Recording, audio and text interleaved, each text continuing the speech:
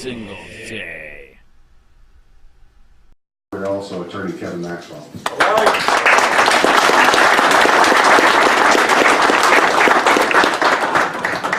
Thank you. Normally when I give speeches and talks, I talk about what's going to happen in the first 15 minutes involved in a self-defense shooting. I can cover that, or if you've got specific questions you want to have addressed, I'll cover those. Otherwise, we can just talk about generally Florida law under 790. Some of the things that I keep getting asked about are, do I have to have a concealed weapons permit to carry a firearm in my vehicle? And I don't use the word weapons. They're not always weapons. Sometimes they're just tools. The way Florida currently addresses the carrying of a firearm in your vehicle is that it cannot be something where if you were in a fast draw gunfight, you would have more of an advantage or an equal advantage to a law enforcement officer stopping you. So if he or she is wearing her firearm on their side, you shouldn't have your firearm on your person without a concealed weapons permit. You should have at least one more step than they do. So if it's in a case, zipped or unzipped, that's considered stowed. If it's in your glove box or your center console, even if it's not in something else, that'll be considered stowed. You will often find that you will get asked if you have a firearm. I would recommend that you answer that question truthfully. But if it doesn't come up, don't bring it up unless you're wearing it. Right? If you're wearing it and you're asked to get out of the vehicle, tell the officer that you are carrying a firearm, because that's not something you want to have them surprised by. They want to go home at the end of the day. They want to go home. And they're suddenly going to be concerned that you're going to try to stop that from happening. And I will tell you, having been married twice and divorced twice, I was in a car with my last ex-wife, and we were going to Miami for a hearing that I had to go to, and I got pulled over in my new 350Z convertible. And I was probably going a little faster than I should. But she needed to go shopping before the hearing, so I could not get my wallet out of my pocket in that particular vehicle because it's weak. And so I told the officer, there's a trooper actually, that I had the registration in the trunk with my briefcase. And I turned my feet and was seated on the edge of the seat with my hands out in front of me about to stand up to get out of the car, when my last ex-wife expressed loudly, "Look out, he's got a gun."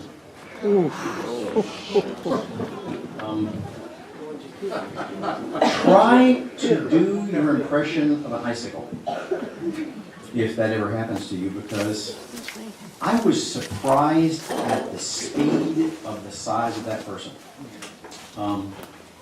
Matt Dillon could not have moved as fast as that guy did. And he would not have missed, because it was sort of like that. And then he asked me, "Do you?" I went, "Yes, sir." "Where is it?" "It's in my pockets." "You have more than one?" "Yes, sir." "Why?" "Because I have more than one pocket." Amen.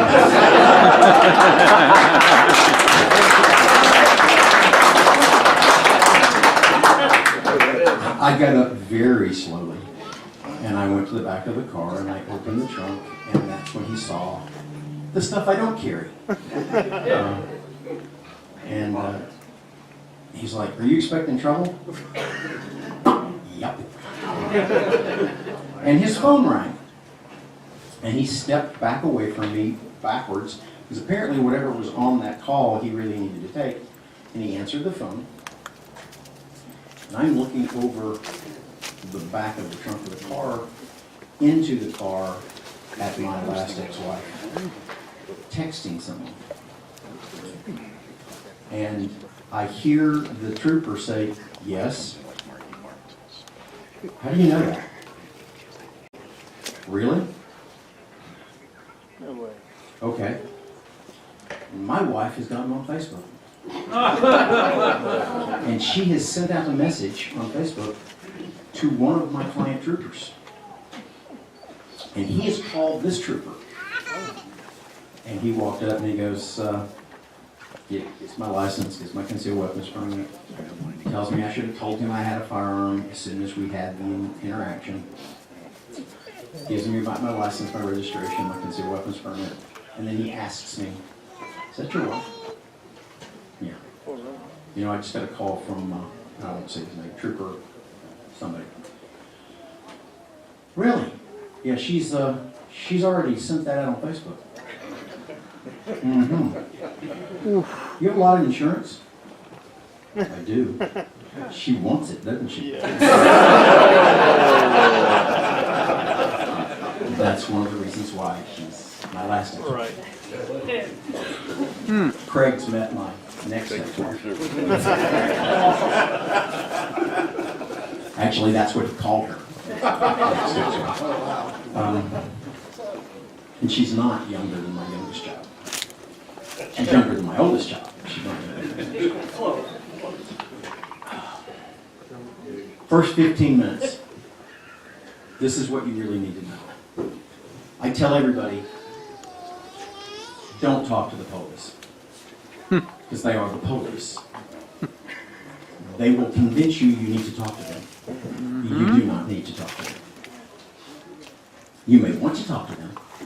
You may feel compelled to talk to them. Don't talk to them.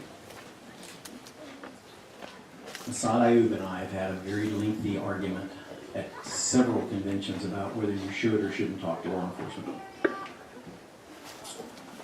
And I have agreed that he is correct.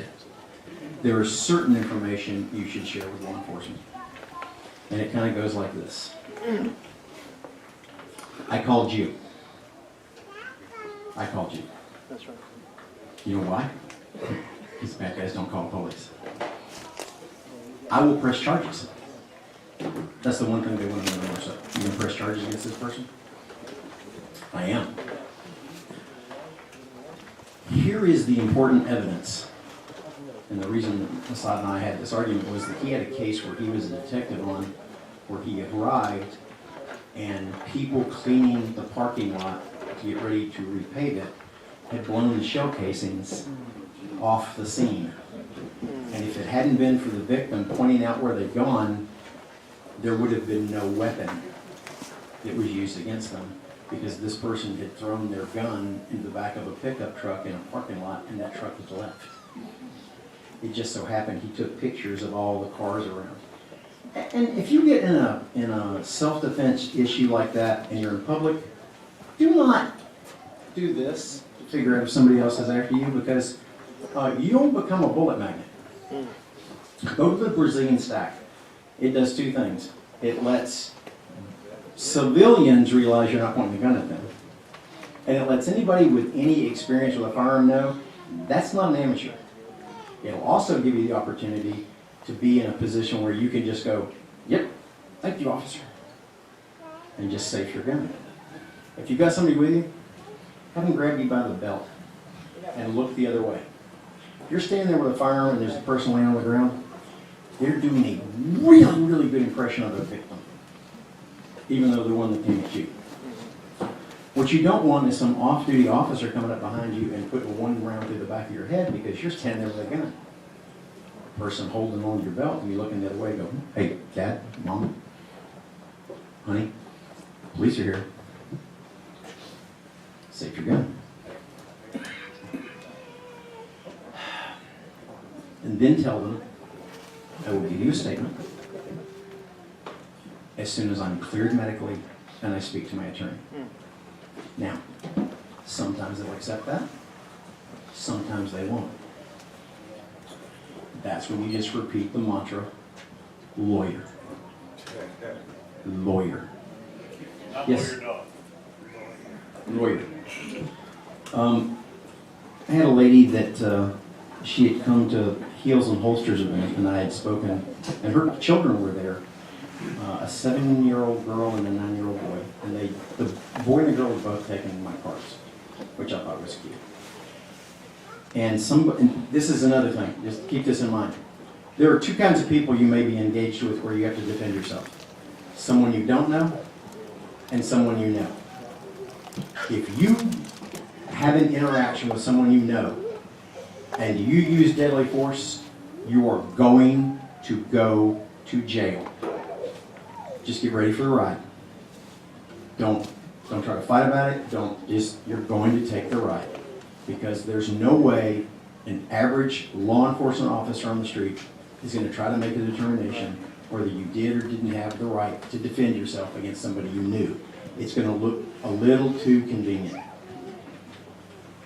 This woman had dated someone and they had broken up and he was not accepting that circumstance. She had come home, pulled into her garage, and he appeared behind her car. They had an interaction, she defended herself. He did not die, but he was going to walk with a limp for a while after that.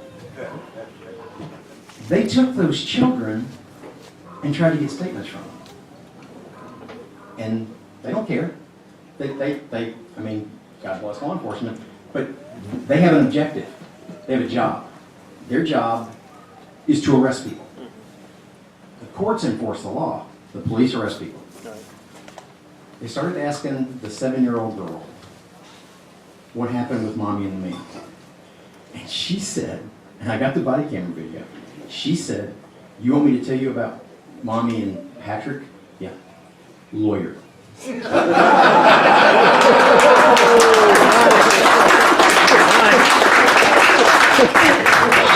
had a little Disney phone. She peeled the cover off and took my card out of it. And that's why Mike carries my card now. He's inside the cover of his phone because he knows they're going to take his phone away from him. The odds are that if he gets arrested, I'm probably going to be there anyway, but it doesn't make any difference. Earl carries the bail money. Oh, by the way, I have a replenishment for you. If you're in public, police are going to arrive. And you need to make sure that they know you're the victim. You get on the phone with 911. And some of you have seen me play this game. You're attacking me. No, you're attacking me because you look different. No, it's red. He's attacking me. You are going to make that call to... Oh, no, I'm going to do this better. You're attacking him. Okay. Okay? We're going to shoot, right?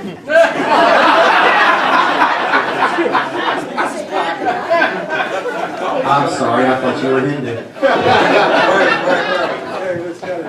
Pork, not beef. Got it. Sorry. I'm going to be the 911 operator. Call 911. I'm calling 911. You're calling 911. Not for real, simulate. I get it. Oh, he is Jewish. Yes. 911, what's the nature of your emergency? Police and medical. I've been the victim of a violent crime. Well, where are you, sir? Rainbow Springs State Park. What's happened? I was attacked. Are you injured? No, somebody here has been shot. Who's been shot, sir? Somebody here has been shot. Can you describe the victim for me? Yes, but I need you to send a medical. They're en route, sir. He's wearing a red sweatshirt and jeans. Okay, what did he just do? He just the victim on That's the somebody victim else. now. Right. You're the victim. What did you say? Describe the victim. You don't have to answer 911's questions. They're not law enforcement. Right. It's a trap. You can either not tell them I'm the victim. yeah, you are now. You have a nice, you know good lawyers, right? You know good lawyers. Couple. Apparently not. That's why I picked you, because I knew. See, lawyers use something called closure. They try to figure out what your question's going to be before you finish all the words, and he just did it. When you talk to 911, have rehearsed and even written on a card on your refrigerator what you need to tell them. And the reason that I say this is that the likelihood of you using a firearm and having hearing protection on is very, very slim. If you don't believe that this is the way it'll work, the next time you go to the range, right before you leave, you get your phone out, take your hearing protection on, fire 3 rounds, and then try to have a conversation with one of your parents. What? Exactly. You're not going to understand what they're saying. You're not going to understand what 911 is saying. You can't hear it. Your ears are going to be ringing, and you're going to be so stressed you're not going to process all the words. And if you try to give a statement to 911, you're going to tell this story like this. The most important thing to you at the time is going to be your first version. And then when you get the first law enforcement officer there, you're going to tell them the second most important thing in your version of the story, because you've already told the first important thing, and so now your brain's processed to the second. And then when the next officer comes up, you're going to tell them the third most important thing, but it's going to be the first on your list. And now you have 3 stories that don't match, they're inconsistent, you're guilty. That's why you don't talk to the police. Call your lawyer, get your lawyer in the room with you, and you need to go over that with agents 10 times, because they're going to write it down in chronological order. And then they're going to go back over it with you, and they're going to go, okay, what time did you get up this morning? And if they don't start the day before this happened, and because that's what it's going to do, it's going to stop your brain from processing the event, make you go back to what happened the day before, go through that in chronological order, so that the story is in order in which it occurred. That's the way law enforcement wants to conduct an investigation. They want to do it in chronological order. They don't want to do it, they're going to say what happened. Because it's an open-ended question, they're going to get you to confess to them. I got attacked. Now, if you're hurt, and there's a chance you will be, believe me right now, you're going to end up in the hospital. The staff's going to ask you what happened. Tell them what was done to you, not what you did. They don't need to know what you did in order to treat you physically. They aren't going to treat you emotionally right then. They're going to treat you physically. So tell them what happened to you, not what you did. Because there's going to be somebody around the corner listening to what you're saying. If you're at home and no one knows that you defended yourself, you're going to have to make the decision. There's 3 things you're going to have to decide. Can I render medical aid to the person that I've just used deadly force on? Will it place me at any greater risk? That's a personal decision you're going to have to make. Secondly, does anyone else know if that person's dead, you do not have to call 911 immediately? He's hungry. And Wrap it up. Really? 3 months you could go without food? 8. You can go 8 months without food. There's nothing that says you have to call law enforcement if someone comes into your home and you use deadly force. So you can reach out to your attorney, contact your attorney. Your attorney should show up at the home, be there with you when law enforcement shows up. There's a case out of Tampa area where they didn't call law enforcement for 8 hours. 8 hours. Was he already dead? She had choked to death on his genitalia. I can understand why he didn't call police. That was a very weird case, but it set a precedent that says you basically don't have to call law enforcement. You can then have a chance to make sure that you have the sequence of events chronologically in your mind so that when you tell the story, it makes sense and it's not just you jumping around like crazy. If you got questions, come ask me questions. They love to play Stump the Lawyer on the show, so I can play Stump the Lawyer. We haven't won yet. We're still trying. Well, that's because I cheat. So, I change the, it's like, change the scenario. Thank you. All right.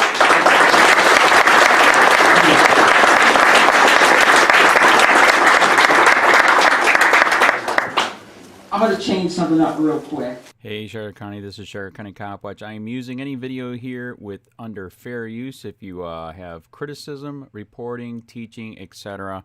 And please donate. I do not make money from YouTube, and there are different ways to donate in the video links. Thanks.